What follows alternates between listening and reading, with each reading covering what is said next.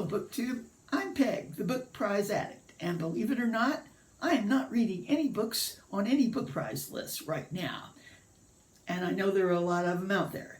I've kind of done a major my reading life change in the last month. For one thing, I still love book prizes. I'm not going to change my name, but there are so many new, not new, but good booktubers out there now. Well, some new ones that I'm discovering that whereas before I never heard anybody else talking about prizes, we've got wonderful booktubers talking about the different prizes. We have Jacqueline talking about all the Australian prizes. I can just sit back and enjoy and decide which ones I want to read. We have some people, Laura Fry and others who will be talking about the Canadian prizes coming up. And of course, we have our many, but also especially Carl Eric Anderson, who covers every possible book prize available in the UK, including his reading now of the Booker. And other people, it's good. Other people are talking about the Booker too. I have the books, but I don't know if I'll read them or not. We'll see. Okay, what I have been doing is reading. I realized I was just reading books to be able to put them down in Goodreads, and I'd read them. And I mean, I'd come back a month later, wouldn't even remember anything about it. I remembered my old days of reading, where I read hard, long, classical stuff. Sometimes I took a whole winter, in fact, to read War and Peace. That's what I did, and loved every minute of it. I can actually remember a lot of it. And I just had the feeling I wanted to get back to that, to reading more slowly and more deeply, and you get it. Okay, so first of all, I was helped to start this with the read-along with Sean the Book Maniac that we are doing for the next year on Uwe Johnson's Anniversaries. It's a huge two-part series. It goes an entry. It's done as a journal entry every day. We'll be going till next August on it. And it's turning out to be a wonderful experience. Luckily, Sean is quite experienced in these buddy read-alongs online, which this is my first one, so he's, set it up so it's easy and we know what we're supposed to do when, etc. And also, there is on my very last video, quite some time ago, I mentioned there's a blog read-along that you can partake in. I gave the directions for that. Just look back at my last video. And it's still possible to get in on that. I mean, really, we've only read, almost 3 weeks worth. You still can get in on that, and this is great too. Lots of knowledgeable literary people commenting on each day, and that helps a lot too. Okay, I will say one thing more about that. Sean indicated, and I felt too, that reading it so slowly this way, it was kind of hard to track what was going on actually, and not really because of the slow reading, but the author comes in the middle of several people's ongoing life events and talks about it for a little while, leaves you hanging. You have no idea really what it is or much about it. And it's what I was reading the other day of the plot structure called a braided plot line. And that's exactly what this is. It takes many strands, some minor, some major, and weaves them and braids them up.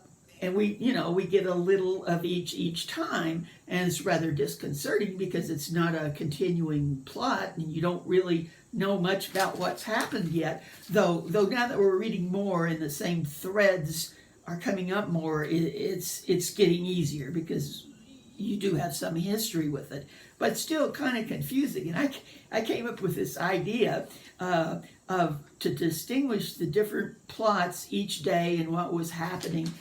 I made myself a little color flow chart of the main characters and the main events, and then every day I'd indicate with my little crayon set what happened, what happened that day. Makes it much easier to look back at the end of the week when Sean and I put in our reports on what happened and what we felt about him. Otherwise, it really was just going to be kind of a mishmash. I think Sean's liking it too. I haven't heard anything about the B word, bail.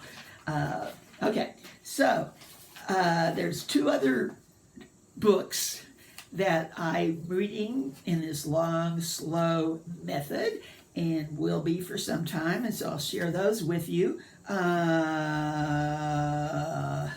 Okay, the next one, the next set, I had this book by Vasily Grossman for some time called Life and Fate. It's a translated work, and it's actually about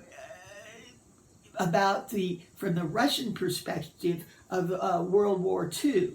And many characters, much like his War and Peace.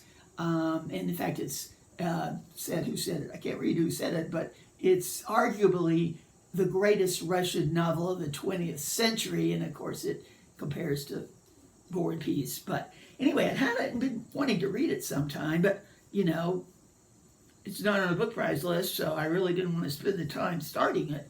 But just this year, it turned out that another book, in fact, a prequel to this book, was newly translated and published called Stalingrad by the same author. And it actually has the same characters, but comes before this book that I wanted to read. So, of course, I've got to read stuff in order.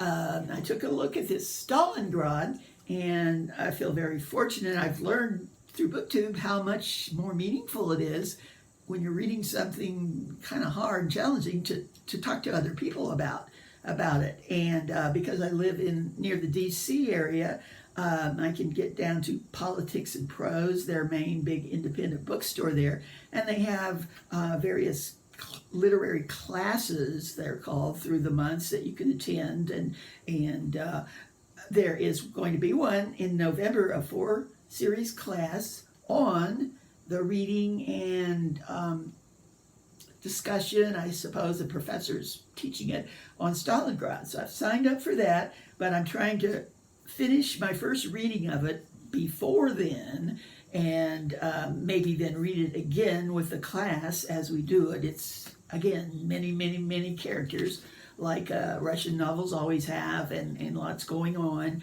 and have to take many notes in slow reading.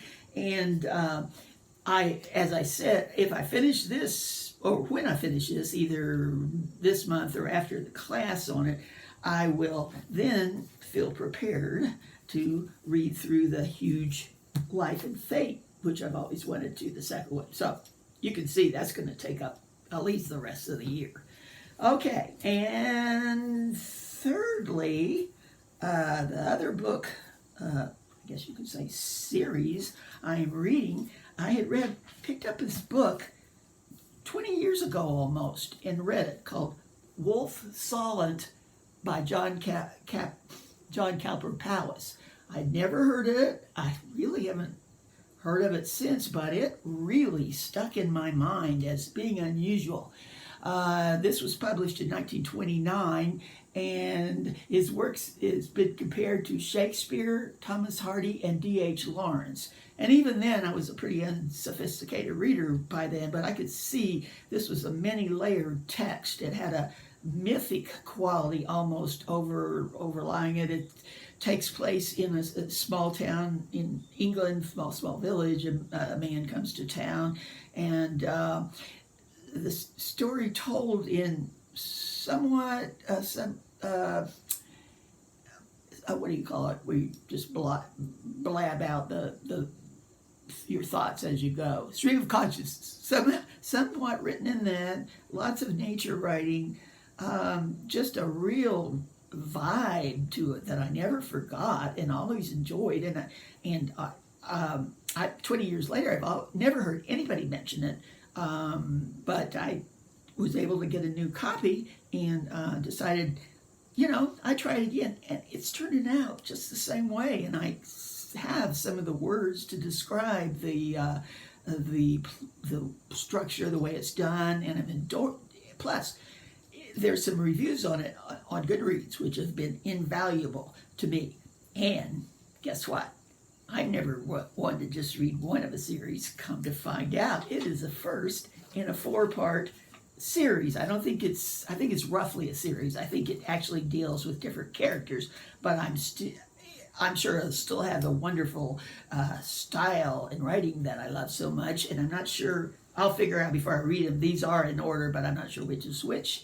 He had Maiden Castle, it's called, with some, looks like pictures of saints. There's also a feeling of ancient times, remnants left in England, the atmosphere of that, and it looks like that will have it. That's one. There's another one called Weymouth Sands. I think these are all real places in England. If you're in England, tell me. I think Weymouth is probably a place. And the other one called a Glastonbury Romance. And all these are all humongous, at least 800, if not 1,000 pages. So this will take me the rest of the year, but so what? I'm not going to judge my success in reading by how many books I read. I'm going to read things slowly, carefully, and hopefully remember them. Okay, so that's my reading at this point. I'm not going to be making a lot of videos because how much can you say when you're reading the same book every day? I mean, every month. So I'll be back at some point. I would seriously like to know if any of you have ever read anything by or have any thoughts on John Cowper Powys and his quartet here. Actually, it fits well in that new read-along that's coming up, readathon, on 20th century novels written before 1950. All 4 of these hit the spot right there. So maybe I can take part of that. Okay, as I said, I'm watching a lot of YouTube, BookTube these days. I think we have some wonderful booktubers, professional sounding, and I just spend hours listening to some of you all, some new ones, some old ones, a lot of good people there. And while I do it, I'm knitting, so I'm not just wasting time. I'm practicing my knitting to get ready for the knit-along, read-along that's taking place next month, sponsored by Mel and Kate Howell, where you knit a sweater and listen to Adam Bede on audio or whatever. So I'm practicing my knitting to get up for that, and I wanted to show you the picture of the sweater I will be knitting in October in their knit along, read along, whatever. So that'll give me something to talk about next month. Okay, so that's where I am. See you sooner or later, and let me know if you have any thoughts on any of these books or if you're interested in knitting. Okay, bye.